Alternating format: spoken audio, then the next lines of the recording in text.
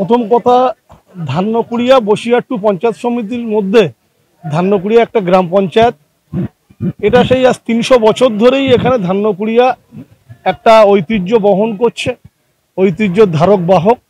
এবং এখানকার সম্প্রীতি, এখানকার সংস্কৃতি ইতিহাসে পাতায় পাবেন আপনারা।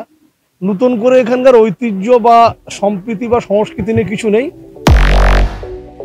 ৩০০ বছরের প্রাচীন স্থাপত্য ঘিরে মেলার আসর বসিরহাটের ধান্যকুড়িয়া গ্রামে। উত্তর ২৪ পরগনার বসিরহাট ২ নম্বর ব্লকের ধান্যকুড়িয়া গ্রামে রয়েছে ইংরেজ আমলের জমিদারদের রাজবাড়ি।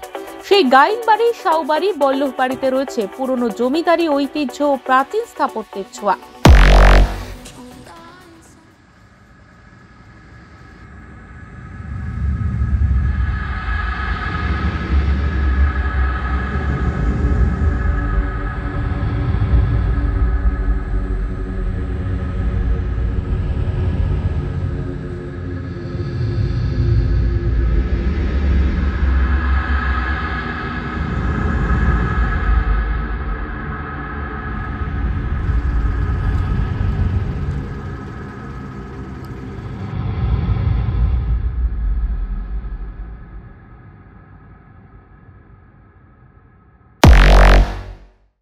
ইতিমধ্যে রাজ্য সরকারের তরফে এই স্থাপত্যগুলিকে হেরিটেজ তকমা দেওয়া হয়েছে।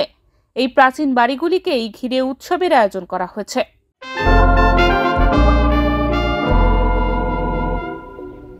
সরকারিভাবে শুরু হওয়া এই উৎসবে মানুষজন সানন্দে অংশগ্রহণ করছে।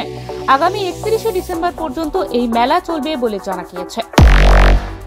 এই বসিরহাট পঞ্চায়েত সমিতি, ২ নম্বর পঞ্চায়েত সমিতি উদ্যোগে এবং স্বাভাবিকভাবেই ধান্যকুড়িয়া গ্রাম পঞ্চায়েতের যে ব্যবস্থাপনায় এই যে আজকের যে মেলা, ধান্যকুড়িয়া মেলা, বসিরহাট ধান্যকুড়িয়া মেলা আজকে সংগঠিত হচ্ছে, এটা আগামী দিনে একটা নতুন মাত্রা পাবে এবং এই জায়গায় মানুষের কাছে একটা বার্তা পৌঁছেই যাবে যে ধান্যকুড়িয়া অন্যতম পর্যটন হিসাবে বসিরহাটের মধ্যে একটা জায়গা করে নিতে পারবে।